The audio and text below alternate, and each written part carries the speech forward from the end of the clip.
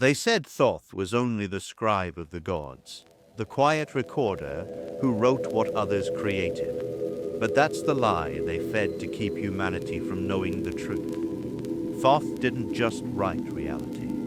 He spoke it into being. Before there was form, before light itself knew its name, there was the vibration of his word, the sound that birthed structure from chaos.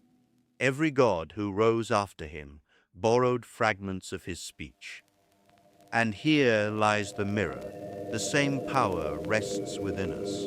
Every thought, every word is a ripple in creation. Thoth didn't just speak the universe, he became it. They told you Thoth's words were spells, sacred phrases only priests could whisper beneath temple walls.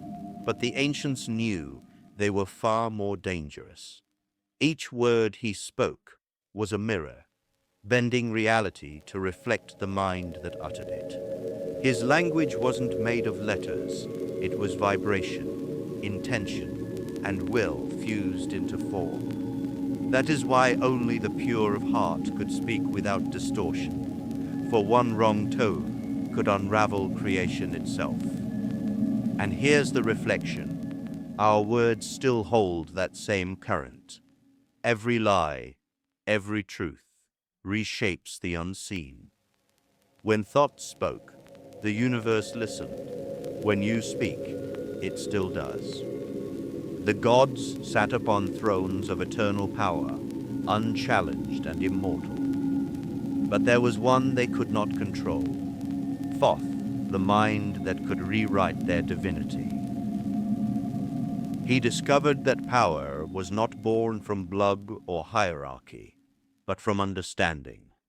His words could make gods rise, or fall into silence. That is why they feared him. Not because he was evil, but because he made them equal to mortals. He shattered the illusion of divine superiority. And here is the mirror. The same fear lives today.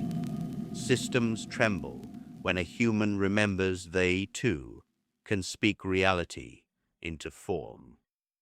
They said the law of creation was destroyed, burned with the libraries, lost with the temples, buried indeed. But the truth is darker. It was never lost, only hidden. Because those who ruled the world could not risk humanity remembering it. The lost law was simple, yet terrifying. Thought creates form. Thoth taught that reality bends to consciousness, that the universe is a mirror reflecting the mind that gazes into it.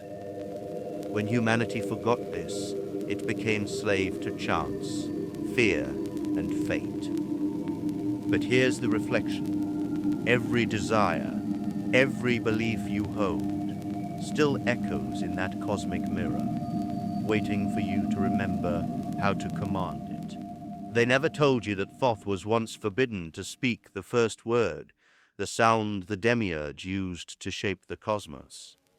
But Thoth listened in the silence between creation and chaos.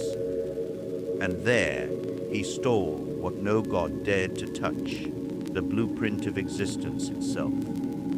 He didn't steal it with violence, but with understanding. He decoded the divine code. The demiurge created by command, Thoth created by comprehension. That is why they called him thief, trickster, heretic. Yet, here's the mirror. Every time you understand the forces shaping your life, you steal back that same power. Knowledge, not worship, was always the true rebellion. Thoth carried a mirror made of moonlight, a divine tool that showed the truth of all things. But that mirror was never made of glass or silver. It was the mind itself. Thoth revealed that the universe is not seen, but reflected. It bends to the image we hold within. Every fear becomes a shadow on that mirror. Every belief, a beam of light that shapes form. The ancients called this the first principle of manifestation, the secret that reality does not respond to what you want, but to what you are.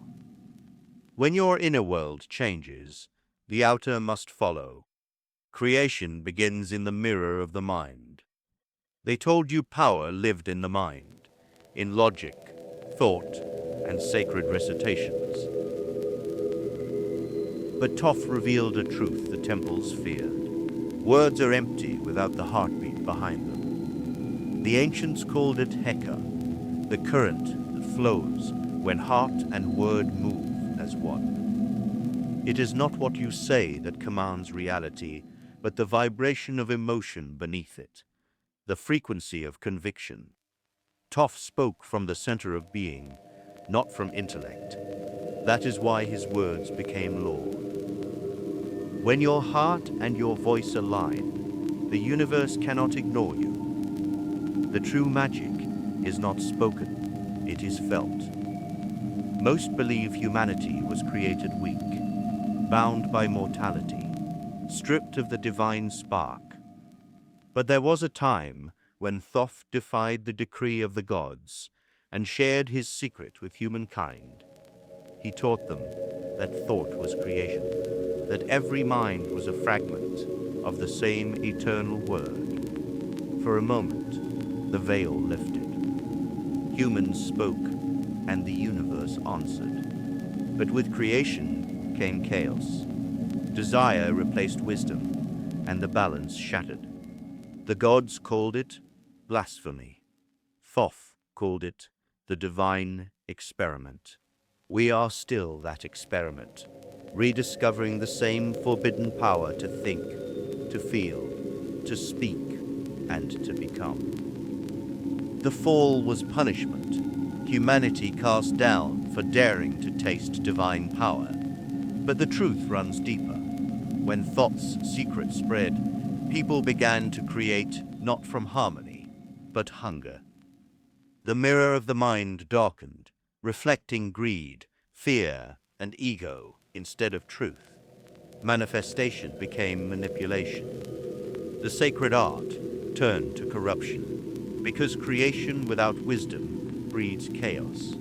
What was once divine became disease. The fall never ended. It repeats every time we speak from shadow instead of spirit.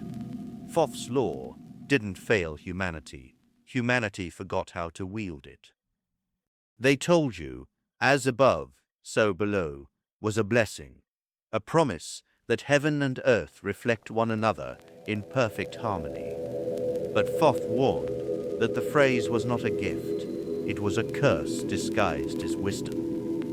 Whatever is born in the higher mind will echo in the lower world, light or shadow alike. The gods knew that once humanity grasped this, every thought would become a seed of destiny. And so, they taught half-truths to hide its danger. Your inner heavens shape your outer earth. If chaos rules within, it will reign without. The law itself is neutral. It is you who decides what it mirrors. The priests were guardians of truth, keepers of divine wisdom passed down from Thoth himself. But when they saw how power burned in human hands, they chose to bury it instead. They wrapped the law of creation in symbols, hid it in chants, and silenced it beneath rituals only they could interpret. Hieroglyphs became locks. Temples became prisons for knowledge. What was once meant to awaken became a tool of control.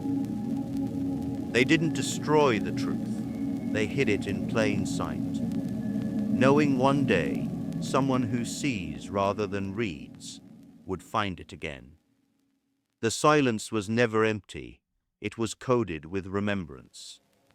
They say Thoth vanished into the unseen realms, leaving behind only scrolls of wisdom. But those scrolls were never meant to be read. They were meant to awaken. The true test was never knowledge, but reflection. Thoth's mirror reveals not what you seek, but who you truly are.